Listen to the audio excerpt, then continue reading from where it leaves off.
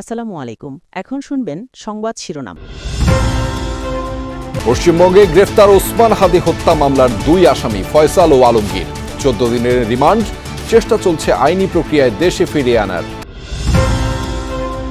রেশনিংয়ের তেলে চাহিদা মিটছে না গ্রাহকের। প্রায় 4 লাখ টন তেল গ্যাস নিয়ে চট্টগ্রাম বন্দরমুখী কয়েকটি জাহাজ।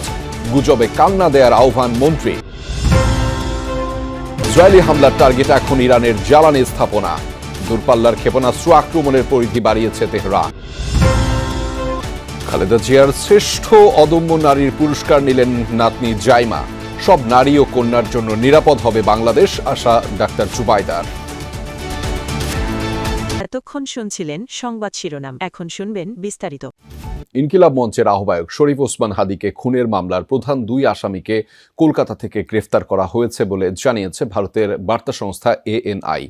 আটককৃতরা হলেন রাহুল ওরফে ফয়সাল করিম মাসুদ এবং আলমগীর হোসেন। গ্রেফতারের পর তাদের 14 দিনের পুলিশ হেফাজতে নেওয়া হয়েছে বলে জানিয়েছে সংস্থাটি। প্রতিরক্ষা গোয়েন্দা সূত্রে জানানো হয়েছে গ্রেফতারকৃত আসামিদের আইনি প্রক্রিয়ায় দেশে ফিরিয়ে আনার প্রক্রিয়া শুরু হয়েছে। আর সিআইডি প্রধান বলেছেন, ঘটনা যাচাই করে পরবর্তী আইনি প্রক্রিয়া অনুসরণ করা হবে।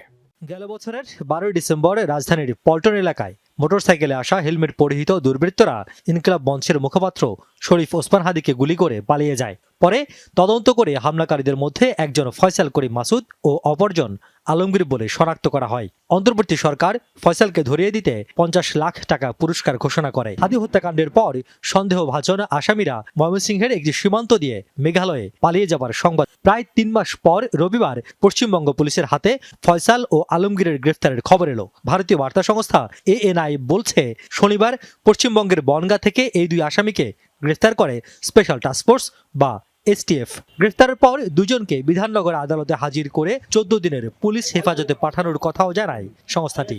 এদিকে প্রতিরক্ষা গোয়েন্দা তথ্যের ভিত্তিতে হাদি হত্যার প্রধান আসামি শুটার ফয়সাল ও আলমগীর পশ্চিমবঙ্গে আটক হয়েছে বলে জানিয়েছে ISPR। এদিকে হাদি হত্যা মামলার আসামিদের গ্রেফতার প্রসঙ্গে বাংলাদেশি তদন্ত সংস্থা CID প্রধান পররাষ্ট্র মন্ত্রণালয়ের মাধ্যমে বিষয়টি নিশ্চিত হবার চেষ্টা চলছে। শরীফ ওসমান হাদি হত্যার ঘটনায় চলতি বছরের 6 জানুয়ারি 17 আসামির বিরুদ্ধে আদালতে অভিযোগপত্র দিয়েছিল ঢাকা মহানগর গোয়েন্দা পুলিশ।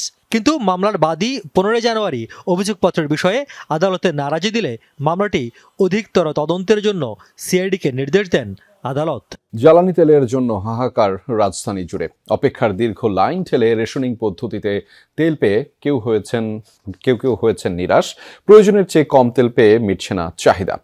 বাধাগ্রস্ত হচ্ছে জরুরি সেবা এবং গণপরিবহনও। মধ্যপ্রাচ্য সংকটের বাটারফ্লাই ইফেক্ট বাংলাদেশের পরিবহন খাতে ঈদের আগে নতুন বাস্তবতা। আতঙ্ক থেকে অতিরিক্ত মজুদ ঠেকাতে রাজধানীতে আজ জ্বালানি তেল সরবরাহ করা হচ্ছে রেশনিং পদ্ধতিতে, অর্থাৎ যানবাহনের ধরন অনুযায়ী নির্ধারিত পরিমাপের বেশি তেল নিতে পারবেন না চালকরা।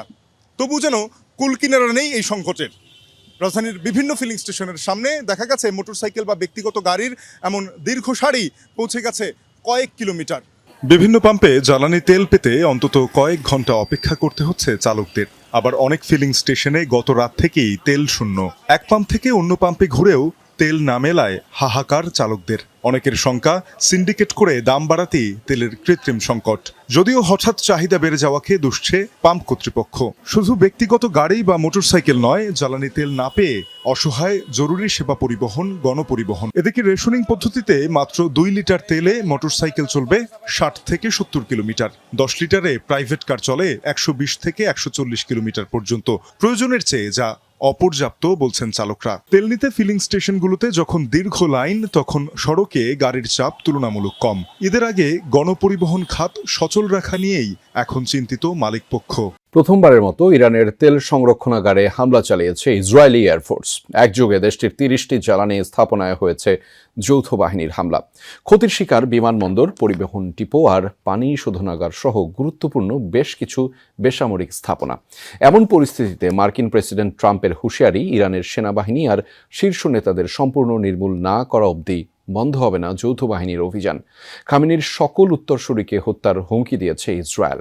ইরানের রাজধানী তেহরানের ব্যস্ত সড়কের পাশ দিয়ে যেন বয়ে চলেছে আগুনের নদী। ইসরায়েলি হামলায় ক্ষতিগ্রস্ত তেলের ডিপো থেকে জ্বালানি তেল ড্রেনেজ সিস্টেমে পড়ে আগুন ধরে যায়। ভয়াবহ এ দৃশ্য দেখে আতঙ্কিত এলাকাবাসী। মধ্যপ্রাচ্যে মোতায়েনকৃত বিভিন্ন মার্কিন ঘাঁটি আর বিমানবাহী রণতরী থেকে যৌথ বাহিনীর হামলা অব্যাহত ইরান জুড়ে। এরই মধ্যে দেশটির অর্থনীতির মেরুদণ্ড জ্বালানি শিল্পকে ধ্বংসে উঠে পড়ে লেগেছে তারা। প্রথমবারের মতো বেশ কয়েকটি ফুয়েল স্টোরেজে বিমান হামলা চালিয়েছে তেল আবিব। ক্ষতির শিকার কমপক্ষে 30টি জ্বালানি স্থাপনা। সেখান থেকে নির্গত বিষাক্ত ধোঁয়া ছড়িয়ে পড়েছে আশপাশের বিশাল এলাকায়। একই সাথে ইরানের বিভিন্ন সামরিক ও বেসামরিক স্থাপনা লক্ষ্য করেও হয়েছে হামলা। ইস্পাহান বিমানবন্দরে কয়েকটি F-14 যুদ্ধবিমান ধ্বংসের দাবি করেছে ইসরায়েলি বিমান বাহিনী। হামলায় ক্ষতিগ্রস্ত কুদস ফোর্সের অন্তত 17টি বিমান। হরমুজ প্রণালীর কাছে 30টি গ্রামের জন্য নির্মিত পানি শোধনাগারেও হয়েছে মার্কিন বাহিনীর হামলা। এদিকে এয়ারফোর্স ওয়ানে সাংবাদিকদের প্রশ্নের জবাবে মার্কিন প্রেসিডেন্ট ডোনাল্ড ট্রাম্প বলেন, ইরানের সেনাবাহিনী আর শীর্ষ নেতাদের পুরোপুরি নির্মূল না করে শান্ত হবেন না তিনি। অপরদিকে ইসরায়েলি সেনাবাহিনীর হুমকি, ইরানের সর্বোচ্চ নেতার সকল উত্তরসূরিকে হত্যা করবে আইডিএফ। ইরানের রেড ক্রিসেন্ট সোসাইটির তথ্য বলছে 9 দিনের বিরামহীন যুদ্ধে দেশটির প্রায় 10,000 বেসামরিক স্থাপনায় হামলা চালিয়েছে যুক্তরাষ্ট্র ইসরায়েল। জ্বালানি তেলের জন্য হাহাকার রাজধানী জুড়ে। অপেক্ষার দীর্ঘ লাইন ঠেলে রেশনিং পদ্ধতিতে তেল পেয়ে কেউ কেউ হয়েছেন নিরাশ। প্রয়োজনের চেয়ে কম তেল পেয়ে মিটছে না চাহিদা। বাধাগ্রস্ত হচ্ছে জরুরি সেবা এবং গণপরিবহনও। মধ্যপ্রাচ্য সংকটের বাটারফ্লাই ইফেক্ট বাংলাদেশের পরিবহন খাতে ঈদের আগে নতুন বাস্তবতা। আতঙ্ক থেকে অতিরিক্ত মজুদ ঠেকাতে রাজধানীতে আজ জ্বালানি তেল সরবরাহ করা হচ্ছে রেশনিং পদ্ধতিতে, অর্থাৎ যানবাহনের ধরন অনুযায়ী নির্ধারিত পরিমাপের বেশি তেল নিতে পারবেন না চালকরা। তবু যেন কুল কিনারা নেই এই সংকটের। রাজধানীর বিভিন্ন ফিলিং স্টেশনের সামনে দেখা গেছে মোটরসাইকেল বা ব্যক্তিগত গাড়ির এমন দীর্ঘ সারি পৌঁছে গেছে কয়েক কিলোমিটার। বিভিন্ন পাম্পে জ্বালানি তেল পেতে অন্তত কয়েক ঘন্টা অপেক্ষা করতে হচ্ছে চালকদের। আবার অনেক ফিলিং স্টেশনে গত রাত থেকেই তেল শূন্য। এক পাম্প থেকে অন্য পাম্পে ঘুরেও তেল না মেলায় হাহাকার চালকদের। অনেকের শঙ্কা, সিন্ডিকেট করে দাম বাড়াতেই তেলের কৃত্রিম সংকট। যদিও হঠাৎ চাহিদা বেড়ে যাওয়াকে দুষছে পাম্প কর্তৃপক্ষ। শুধু ব্যক্তিগত গাড়ি বা মোটরসাইকেল নয়, জ্বালানি তেল না পেয়ে অসহায় জরুরি সেবা পরিবহন, গণপরিবহন। এদিকে রেশনিং পদ্ধতিতে মাত্র 2 লিটার তেলে মোটরসাইকেল চলবে 60 থেকে 70 কিলোমিটার। 10 লিটারে প্রাইভেট কার চলে 120 থেকে 140 কিলোমিটার পর্যন্ত। প্রয়োজনের চেয়ে যা অপর্যাপ্ত বলছেন চালকরা। আতঙ্ক থেকে অতিরিক্ত মজুদ ঠেকাতে রাজধানীতে আজ জ্বালানি তেল সরবরাহ করা হচ্ছে রেশনিং পদ্ধতিতে, অর্থাৎ যানবাহনের ধরন অনুযায়ী নির্ধারিত পরিমাপের বেশি তেল নিতে পারবেন না চালকরা। তবু যেন কুল কিনারা নেই এই সংকটের। রাজধানীর বিভিন্ন ফিলিং স্টেশনের সামনে দেখা গেছে মোটরসাইকেল বা ব্যক্তিগত গাড়ির এমন দীর্ঘ সারি পৌঁছে গেছে কয়েক কিলোমিটার। বিভিন্ন পাম্পে জ্বালানি তেল পেতে অন্তত কয়েক ঘন্টা অপেক্ষা করতে হচ্ছে চালকদের। আবার অনেক ফিলিং স্টেশনে গত রাত থেকেই তেল শূন্য। এক পাম্প থেকে অন্য